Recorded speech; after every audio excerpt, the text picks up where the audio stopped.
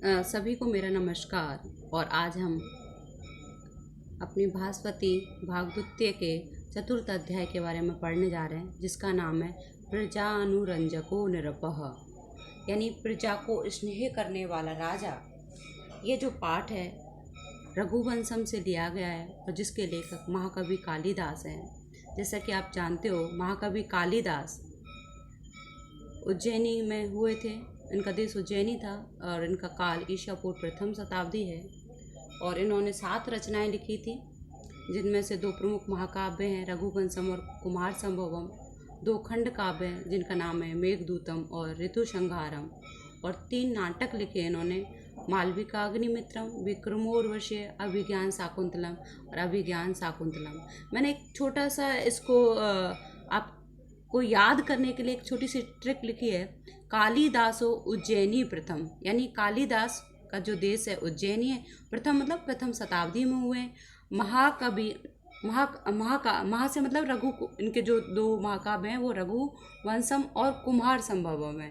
खंड से मतलब है इनके खंड काव्य मेघदूतम और ऋतुसंहारम है। नाटक से मतलब है इनके 3 नाटक हैं। विक्रम से विक्रम उर्वशीय, अभिज्ञान का मतलब है अभिज्ञान शाकुंतलम और अग्नि का मतलब है मालविका अग्निमित्रम। इस तरह ये याद रखने की ट्रिक है और आपको जो एग्ज़ाम वगैरह में काफ़ी मदद करेगी। और अब हम चलते हैं अपने पाठ की ओर। प्रस्तुत पाठ महाकवि कालिदास रचित रघुवंश के प्रथम सर्ग से लिया गया है। कहाँ से लिया गया है? रघुवंश के प्रथम सर्ग से लिया गया है। इन आरंभिक श्लोकों में कालिदास महान रघुकुल के राजाओं के गुणों के वर्णन के माध्यम से संसार को यह बताने की चेष्टा करते हैं कि शासकों में कौन कौन से गुण होने चाहिए। राजा का मुख्य धर्म प्रजा का अनुरंजन करना है, यानी एक मनोरंजन करते हुए एक मनोरंजक तरीके से प्रजा को खुश रखना, उसका पालन करना है।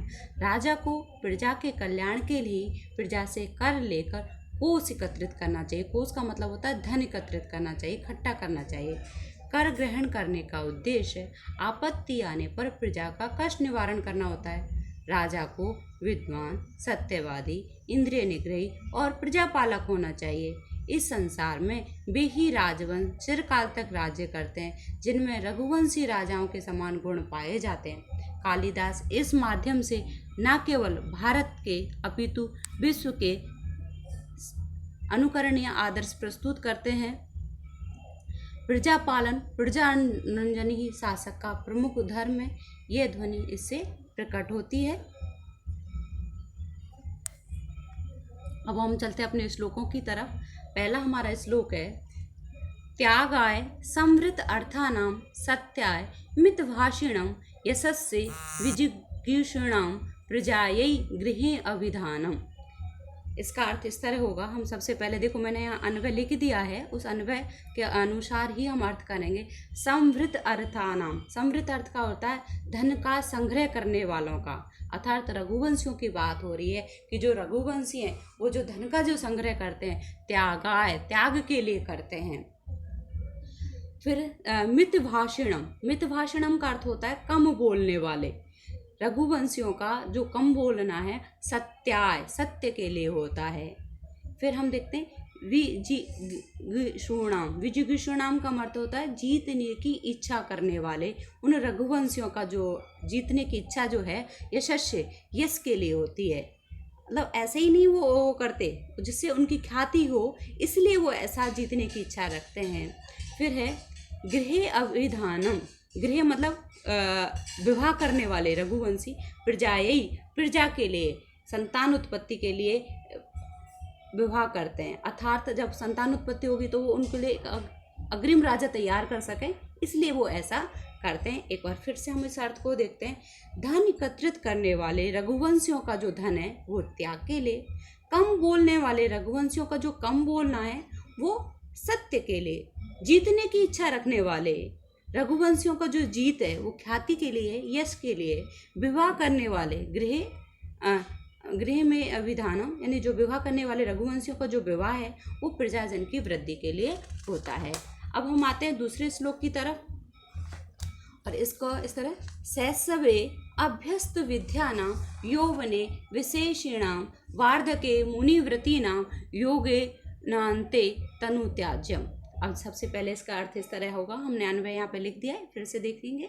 शैशवे अभ्यस्त विद्यानां, शैशवे का मतलब होता है बचपन में, अभ्यस्त विद्यानां विद्या अभ्यास करने वाले, बचपन में ही विद्या का अभ्यास करने वाले रघुवंशी, यौवने, यौवने का मतलब होता है युवा अवस्था में, विशेषिणाम, विषय मतलब विषयों के प्रति जो इच्छा है उनकी, वो भोगविलास की इच्छा वाले, यानी देखिए जैसे कि आपने सुना होगा कि जो हमारे भारत में एक परंपरा रही है, हमारे यहाँ उम्र को 4 भागों में बांटा है, और 100 साल की उम्र मान करके जो पहले 25 वर्ष हैं वो बाल कहते हैं ब्रह्मचर्य के, द्वितीय जो 25 वर्ष हैं यानी 26 से 50 वर्ष की जो उम्र है वो गृहस्थ धर्म के लिए, फिर उसके बाद वानप्रस्थ और फिर संन्यास आश्रम। तो यहाँ पे ये कहा है कि जो उनका जो बचपन है वो विद्याओं के अभ्यास में जाता है, और जो युवा अवस्था है विषयों की इच्छाओं में, यानी वो विवाह आदि कार्य करके अपनी इच्छाओं की पूर्ति करते हैं। वार्धके मुनिवृत्ति नाम, वार्धके माने जो बुढ़ापा है उनका,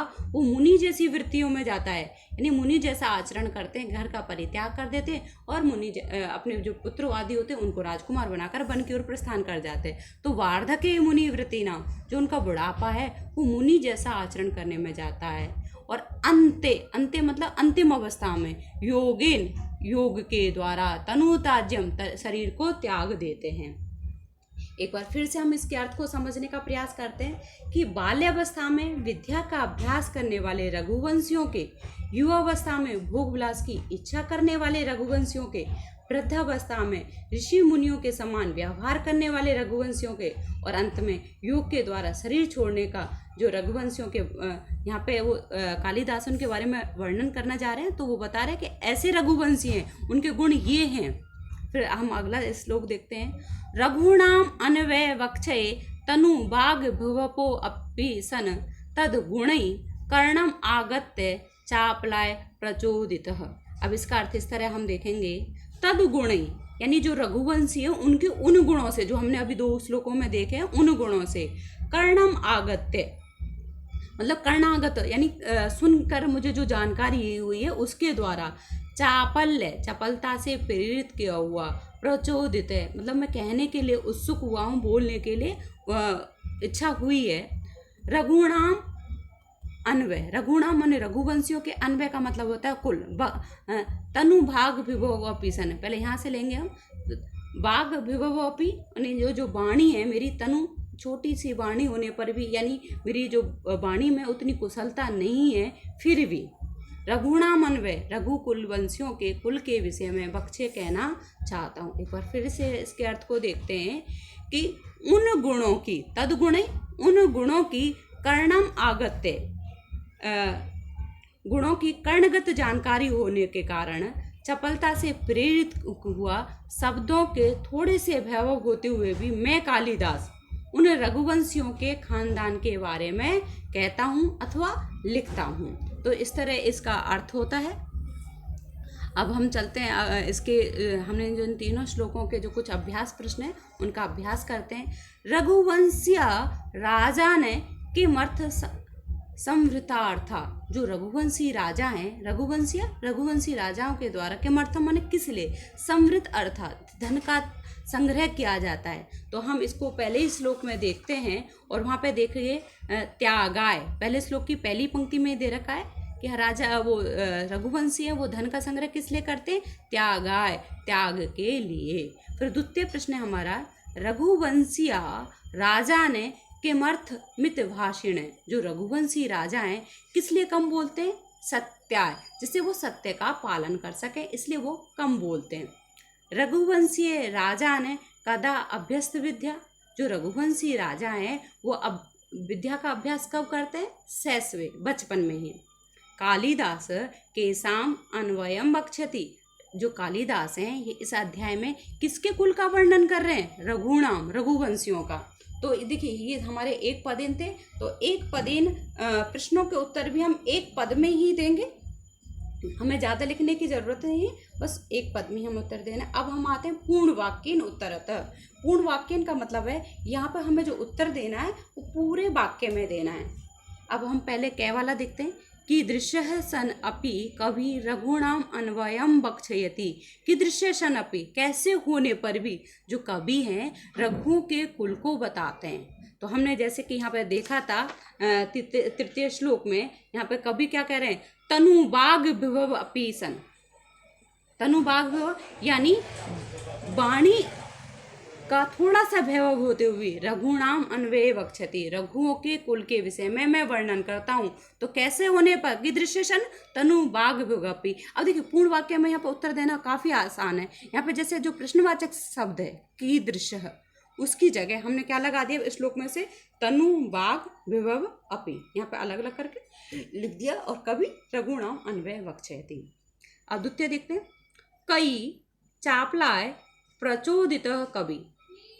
कई माने किनके द्वारा, चापल्य यहाँ पे इसका अर्थ होता है चपलता के द्वारा से प्रेरित किया हो कवि, मतलब कहने के लिए प्रेरित हुए थे। तद गुणई यानी जो रघुकुल वंशी हैं उनके गुणों के कारण, तद गुणई रघुणाम चापलाय प्रचोदित कवि, जो उनके गुणों के कारण कवि यहाँ चपलता से कहने के लिए प्रेरित हुए हैं। अगला देखते हैं हम निर्देश अनुसारम। निर्देश का अनुसार का मतलब होता है यहाँ हर प्रश्न अलग अलग होता है। जिस प्रश्न में जो चीज़ पूछी जा रही है, किसी में विशेषण पूछ लेते हैं, किसी में क्रिया पूछ लेते हैं, किसी में कर्ता, तो जो निर्देश दिया जा रहा है उसके अनुरूप हमें उत्तर देना है। तो पहला प्रश्न है हमारा, रघुणाम इति पदस्य किम विशेषणम अत्र प्रयुक्तम। तो रघुणाम यहाँ पे हम जैसे कि पहले श्लोक में ही देखते हैं और वहाँ पे आया है तृतीय श्लोक में आया है रघुणाम अन्वय, तृतीय श्लोक की पहली पंक्ति में। तो यहाँ पे अन्वयम, यहाँ पे विशेषण क्या आया, अन्वयम। अन्वयम का मतलब होता है कुल। बाल्यकालाय अत्र किम पदम प्रयुक्तम, ये द्वितीय श्लोक में आया है। बाल्यकालाय शैशवे, उसके लिए क्या शब्द आया बाल्यकालाय के लिए, यहाँ पे शैशवे यानी बचपन में। वक्षय इति क्रियाया कर्ता क, कालिदास या कवि, कवि कह सकते हैं हम, कालिदास कह सकते हैं। बहुभाषिण इति अस्य किम ब्लूम पद अत्र प्रयुक्तम। बहुभाषिण बहुत बोलने वाला, इसका ब्लूम मतलब उल्टा शब्द क्या प्रयुक्त हुआ है, मितभाषिणम। मितभाषिण शब्द आया है, तो हम इस तरह यहाँ पे ये लिख देंगे। अब हम चलते हैं आगे के श्लोकों की तरफ। अब चतुर्थ श्लोक देखते हैं। वैवस्तु मुनिर नाम माननीयो मनीषीणाम आसीन महीक्षितामाध प्रणव छंदसाम इव। तो यहाँ पे हम देखिए हमने यहाँ पे लिखा हुआ है कि पहले नंबर पे कौन सा आएगा और क्या। तो छंदसाम, छंदसाम माने छंद, यानी जो यहाँ पे छंदसाम का मतलब होता है वेदों में, वेदों में प्रणव इव, प्रणव कहते हैं ओमकार को, इव माने समान। जैसे वेदों में सबसे पहले क्या चीज आती है, ओम। जैसे कोई भी मंत्र होता है हम सबसे पहले ओम का उच्चारण करते हैं। वेदों में जैसे ओम प्रमुख है, वेदों में जैसे ओम प्रमुख है, उसी तरह मनीषीणाम माने विद्वानों में जो माननीय सम्माननीय हैं। महीक्षिताम, महीक्षिताम का मतलब होता है राजाओं में। मही माने होते हैं पृथ्वी, छिता माने उसकी रक्षा करने वाले। उन मतलब पृथ्वी की रक्षा करने वाले कौन होते हैं, राजा। तो राजाओं में आद माने पहले। वैवस्तु मुनीर नाम, वैवस्त नाम के मनु हुए, आसीत मन हुए थे। तो राजाओं में पहले कौन हुए थे, वैवस्त मनु नाम के राजा हुए थे। एक बार फिर से इसके अर्थ को देखते हैं।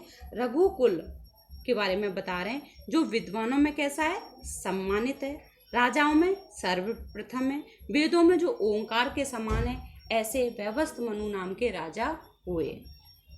अब हम अगले प्रश्न का श्लोक का अर्थ देखते हैं। तदन्वये शुद्धमिति प्रसूतः शुद्धिमतर दिलीप इव राजेंद्र इंदु क्षीर निधौ जमा इव है, यहाँ पे क्षीर निधाव। तो इसका अर्थ इस तरह देखते हैं हम। पहले आएगा शुद्धम इति। शुद्धम इति का मतलब होगा कि जो बहुत बढ़िया है, पवित्र है, ऐसे। तद अन्वय उस कुल में, शुद्धमतर है मतलब कुल तो बहुत बढ़िया है, उसमें भी और बढ़िया।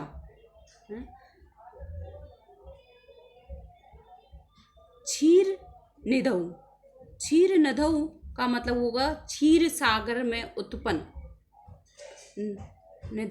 क्षीर निधौ इव क्षीर सागर में उत्पन्न चंद्रमा जैसे उत्पन्न हुआ उसी प्रकार यहाँ पे आएगा क्षीर निधौ इव राजेंदु, राजाओं में जो चंद्रमा के समान है ऐसे दिलीप के समान उत्पन्न हुए, मतलब प्रसूत माने उत्पन्न हुए। तो यहाँ पे क्या कहा जा रहा है कि जिस प्रकार क्षीर सागर में चंद्रमा से शोभित होता है उसी प्रकार सर्वश्रेष्ठ राजा दिलीप रघुकुल में जन्मे। शुद्धम इति तद अन्वये शुद्धिमतरः दिलीप इति राजेंदु क्षीर निधौ इंदु इव प्रसिद्ध है। ये हमारे इस तरह इसका अन्वय हुआ और इसका अर्थ हुआ। अब हम चलते हैं अगले श्लोक की तरफ। अब पहले हम इसके प्रश्नोत्तर कर लेते हैं। सर्वप्रथम हम करते हैं एक पदेन उत्तर। महीक्षिताम आधुक, महीक्षिता माने राजाओं में सर्वप्रथम कौन है? मनु। वैवस्व मनु के साम माननीय आसीत, किन में जो मनु थे वो किन में माननीय थे? मनीषीणा। दिलीप कस्य अन्वये प्रसूत है, दिलीप किस कुल में उत्पन्न हुए थे? तो दिलीप तद अन्वय रघुवंश से, रघुवंश में रघुकुल में उत्पन्न हुए थे, प्रसूत है। तद अन्वय इति अत्र तद पदम कस्मै प्रयुक्तम, उस कुल में। तो यहाँ पर कौन से कुल की बात हो रही है? रघुवंश की कुल की बात होती है। तो यहाँ किसके लिए आया? रघुवंश आया है। आसीत इति क्रियाया कस्य कृतिपद अन्वय है। तो आसीत जो ये क्रिया है इसका कर्ता कौन है? तो हम यहाँ पे ये वाला देखते हैं। ये श्लोक जो था ये चौथा था और इसमें मनु के लिए आया है। ओंकारस्य का पर्यायत्र प्रयुक्त, ओंकार के लिए क्या पर्यायवाची आया यहाँ पर? प्रणव। अंतिम इति अस्य किम विलोम पद अत्र प्रयुक्तम, अंतिम शब्द के लिए क्या विलोम शब्द यानी उल्टा शब्द आया है? आध। ये भी हमारे चतुर्थ श्लोक में आया आध शब्द। तो इस तरह हमारे इसका अर्थ हुआ और ये प्रश्न उत्तर हो गया। आप इनका अभ्यास करिएगा। अब आगे चलते हैं हम छठे श्लोक की तरफ। आकार सदृश प्रज्ञ, प्रज्ञया सदृश आगम, आगमई सदृश आरंभ, आरंभ सदृश उदय। तो हम इसका अर्थ इस तरह देखते हैं। आकार सदृश प्रज्ञ, आकार मतलब आकृति के समान, सदृश माने समान, प्रज्ञ माने बुद्धि है, जिसकी आकार के समान बुद्धि है। प्रज्ञा सदृश आगम, प्रज्ञा मतलब बुद्धि के समान है जिसका आगमन है। आगम, आगम मतलब जो उनकी जो ग्रहण करने की क्षमता है वो बुद्धि के समान है। जो शास्त्रों का जो ग्रहण करते हैं वो किसके समान है? बुद्धि के समान। और बुद्धि कैसी है? आकार के समान है। आगमई, और जो शास्त्रों का जो अभ्यास करते हैं वो सदृश, आगमई सदृश आरंभ, उसकी तरह उसका शुरुआत भी करते हैं। जैसी वो आगम है उनका बुद्धि की ग्रहण करने की क्षमता, उसके अनुरूप ही वो कार्य का आरंभ करते हैं। आरंभ सदृश उदय, और आरंभ के समान ही उनकी फल सिद्धि होती है। फल आरंभ सदृश उदय, तो आरंभ के समान ही उनका उदय होता है। अर्थात वो कार्य को जो शास्त्र ज्ञान आदि है उसको वो फल प्राप्त करते हैं उस रूप में। अगला हम देखते हैं 7वां श्लोक, या एक बार इसको और देख लेते हैं कि राजा दिलीप अपने आकार रूप के समान बुद्धि वाले थे। जैसा उनका विशाल आकार था, शरीर एकदम तो बहुत बड़ा मजबूत और विशाल काय था, उसी तरह उनकी बुद्धि भी बड़ी थी। और बुद्धि के समान वो शास्त्रों का अभ्यास करने वाले थे, और शास्त्रों के अभ्यास के समान कार्य व्यापार शुरू करने वाले, उसी के समान फल सिद्धि को प्राप्त करने वाले थे।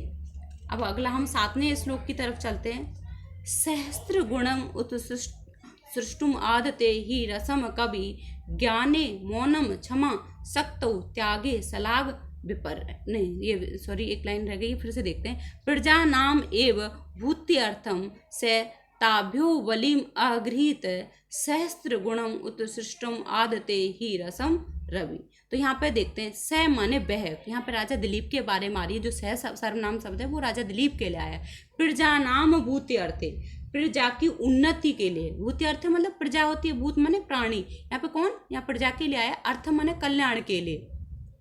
ताभ्यो उनसे, बलिम गृहीत कर ग्रहण करते हैं। जो राजा दिलीप हैं वो प्रजा के कल्याण के लिए, प्रजा नाम भूत्यर्थम, प्रजा के भूत्यर्थ कल्याण के लिए, ताभ्यो उनसे अर्थात प्रजा से, बलि में अगृहीत कर ग्रहण करते हैं। फिर आएगा ही माने जैसे, रवि माने सूर्य, जैसे सूर्य उत्सृष्टुम, उत्सृष्टुम माने लौटाने के लिए, सहस्त्र गुण, सहस्त्र गुणम माने हजारों किरणों से, रसम आदते रस को ग्रहण करता है। इसका अर्थ इस तरह और एक बार देख लेते हैं कि जो राजा दिलीप है प्रजाओं की उन्नति के लिए उनसे टैक्स लेते थे, जिस प्रकार सूरज 1000 गुना देने के लिए पृथ्वी से जल ग्रहण करता है, वैसे ही राजा दिलीप टैक्स लेते थे जिससे वो प्रजा की उन्नति या कल्याण के कार्य कर सकें। और जिनका थोड़ा मैंने यहाँ पे संधि विच्छेद भी किया है, आप यहाँ से संधि भी देख सकते हैं कि जब हम शब्दों को अलग अलग करके कैसे पढ़ें। अब 8वें श्लोक की तरफ बढ़ते हैं। ज्ञाने मौनम क्षमा शक्तौ त्यागे सलाग विपर्य गुणा गुणानुबंधिता से सप्रसव इव। ज्ञाने, यहाँ पे देखते हैं ज्ञान में मौनम, मौन धारण करने वाले, मतलब ज्ञान बहुत है फिर भी कैसे रहते हैं, वो मौन रहते हैं। शक्तौ क्षमा, शक्ति है उनके पास खूब सारे, ऐसा नहीं है शरीर से कमजोर है, हमने देखा था ना अभी क्या बताया उन्होंने, उनका शरीर विशाल है फिर भी कैसे क्षमा को धारण करने वाले। त्यागे सलाग विपर्य, और क्या है सलाग विपर्य का अर्थ होता है अपनी प्रशंसा ना करने वाले। त्याग करते हैं, लोगों के लिए धन दे रहे हैं, जो कुछ वो मांगते हैं वो करते हैं, तो उसके बाद उस त्याग के बावजूद भी सलाग विपर्य अपनी प्रशंसा नहीं चाहते हैं। अनुबंधनात्, गुणों के इस अनुबंधन के कारण मतलब तस्य सप्रसवा इव, सप्रसव मतलब साथ ही प्रसव, मतलब होता है जो जैसे होता है जिनका प्रसव साथ साथ हुआ है, यानी जो अपनी माँ से एक साथ जन्मे हो, ऐसे मतलब ऐसा लग रहा है जो गुण हैं वो उनके साथ जन्मे सहोदर भाई की तरह गुण थे, मतलब उनके जो गुण थे उनमें कैसे थे, उनके भाई के समान थे, जैसे मानो उनके जन्म के साथ ही उत्पन्न हुए। एक बार फिर से हम इस श्लोक के अर्थ को देखते हैं। वे राजा दिलीप ज्ञान में मौन धारण करने वाले, शक्ति के साथ माफी देने वाले भी हैं, अपनी प्रशंसा को नहीं चाहने वाले हैं, त्याग करने पर भी अपनी प्रशंसा नहीं चाहते हैं, और ज्ञान आदि सद्गुणों के अनुकरण करने से गुण उनके कैसे हैं, सहोदर भाई के समान हैं। अब हम 9वें श्लोक की तरफ चलते हैं।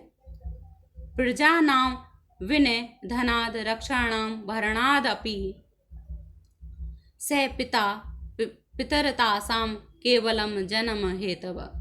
तो इस तरह इसका अर्थ होगा स माने वह राजा दिलीप, विनय धनात्, विनय आधनात्, विनय आधनात् का मतलब होता है अपनी विनम्रता आदि जो शिक्षा है उसको देने के कारण, प्रजानाम प्रजा के, रक्षणात् मतलब रक्षण आदि करने के कारण, भरणात् उनका भरण पोषण करने के कारण भी, पिता क्या कैसे हैं, पिता तासाम उनके पिता, पितर तासाम और उनके पिता जैसे हैं, और तासाम पितर उनके जो पिता हैं, अतः जो प्रजा के जो पिता हैं, केवलम जन्म हेतु केवल जन्म देने के लिए हैं। असली पिता कौन है, राजा दिलीप है, क्योंकि वही तो राजा उनके रक्षण कर रहे हैं, भरण पोषण कर रहे हैं। तो एक बार फिर से इस अर्थ को देखते हैं कि जो राजा दिलीप हैं प्रजाजन को शिष्टाचार, विनम्रता आदि की शिक्षा देने के कारण और सुरक्षा और भरण पोषण करने के कारण प्रजा के पिता के समान थे। उनके प्रजा अर्थात उनके यानी प्रजा की बात हो रही, उनके प्रजा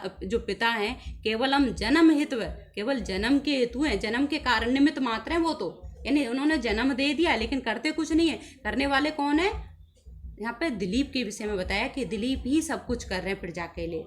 अब हम 10वें श्लोक की तरफ चलते हैं। द्वेष्योऽपि सम्मत शिष्ट तस्य आर्तस्य यथा औषधम त्याज्यो दुष्ट प्रियोऽपि आसीद उंगली उरगछता इव उरगछता। तो यहाँ क्या कह रहे हैं, द्वेष्योऽपि, द्वेष्य का मतलब होता है दुष्टता को धारण करने वाले भी। सम्मत, सम्मत माने विचारणीय है, यानी किसी ने कोई बुरा काम कर दिया है तो ऐसा नहीं है कि उसको सीधा दंड दे दिया, पहले उस पर मंत्रणा करनी चाहिए कि उसने ये जो गलत काम किया है या कुछ अपराध उससे हुआ है तो किस कारण से हुआ है। तो सम्मत माने विचार करने योग्य। शिष्ट तस्य शिष्टाचार वाला, तस्य आर्तस्य, और जो शिष्ट अच्छा आचरण करने वाले हैं वो शिष्ट दुखी जनों के कष्ट उस शिष्ट तस्य यथा औषधम आर्तस्य, और उनका जो अच्छा आचरण है वो कैसा है, जैसे यथा औषधम, यहाँ पे जो औषधम मतलब होता है दवाई, यथा माने जैसे, दुष्ट त्याज्यो दुष्ट प्रियोपि, जो प्रिय, अगर उनका प्रिय है कोई व्यक्ति और वो दुष्ट है तो वो कैसे त्याग करने योग्य है। कैसे? उंगली उरग छता इव, जैसे उंगली को यदि सांप काट देता है तो हम क्या करते हैं, उसको काट देते हैं जिससे क्या हो, वो जहर ना फैले। ऐसे यदि कोई उनका अपना प्रिय व्यक्ति है लेकिन वो कैसा कार्य कर रहा है, प्रिय है लेकिन दुष्ट है, तो वो त्याज्य है। तो यहाँ पे क्या कहा है, जैसे उंगली उरग छता, उंगली यदि उरग माने सांप के द्वारा यदि काट ली जाती है तो वो क्या होती है, त्याज्य है। ऐसे ही लेकिन जो अगर प्रजाजन में से कोई है, दुष्ट भी है लेकिन कैसा है, वो विचार करने योग्य है, और वो कैसा करते हैं, उसके लिए औषधि के जैसे काम करते हैं, शिष्ट आचरण के द्वारा औषधि जैसा काम करते हैं। एक बार फिर से इस श्लोक के अर्थ को देखते हैं और फिर हम अगले श्लोक की तरफ चलेंगे।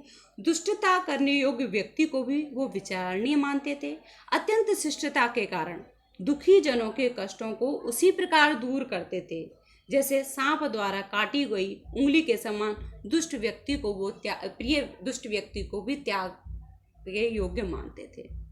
अगला श्लोक है से बेल, अब 11वां श्लोक है और अंतिम श्लोक है। से बेला प्रबलायाम परखी कृत सागरम अन्यन शासनम उर्वी शशांक एक पुरी इव। तो यहाँ पे देखिए से माने बह, यहाँ राजा दिलीप के बारे में बात हो रही है। बेला प्रबलायाम, सागर तट ही जिसकी चार दीवारी है, यानी उसकी सीमाएं राज्य की इतनी फैली हुई हैं, मतलब ऐसा लगता है कि सागर ही उसकी किनारा है, चार दीवारी है। पार की कृत सागरम, और सागर की मतलब सागर की जो समुद्र है उसकी चार दीवारी से वो घिरा हुआ है, यानी चारों, मतलब उसका ऐसा नहीं है पूरा, जैसे हम देखते हैं कि हिंद महासागर है पश्चिम में, जैसे वो अरेबियन सागर, इस तरह वो मतलब सागरों से घिरा हुआ है। पार्कीकृत सागरम यानी समुद्र की चार दीवारी से घिरे हुए।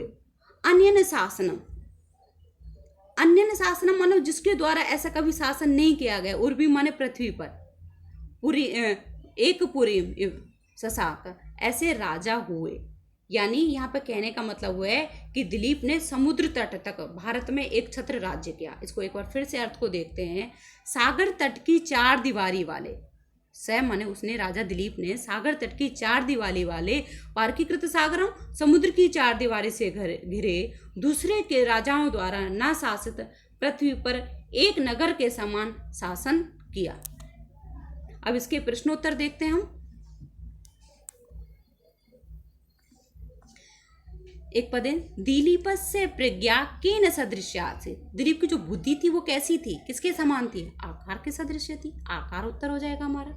से किमर्थ प्रजाभ्यो बलिम अगृत, वो किस लिए प्रजा से, बलिम माने कर ग्रहण करते थे, अगृत माने ग्रहण करते थे, बुद्धि अर्थम लोगों के कल्याण के लिए।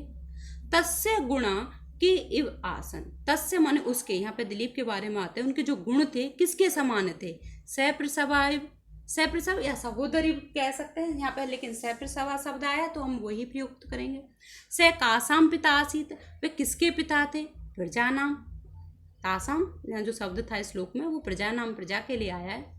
तस्य कृते शिष्ट द्वैस्यपि कीदृश्य आसीत, उनके लिए जो शिष्ट द्वैस्यपि, शिष्ट व्यक्ति अच्छा आचरण करता है लेकिन उसमें कोई दोष मिलता है तो वो कैसा है, सम्मत यानी विचार करने योग्य है।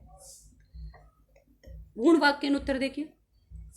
रवि रसम किमर्थम आदते, जो सूरज है, रस माने जो पानी है, उसको किस लिए ग्रहण करता है। रवि सहस्त्र गुणम उत्सृष्टुम रसम आदते, जो रवि है हजारों गुणों से देने के लिए, जो पानी को जो ग्रहण करता है वो किस लिए, देने के लिए, रसम आदते रस को ग्रहण करता है।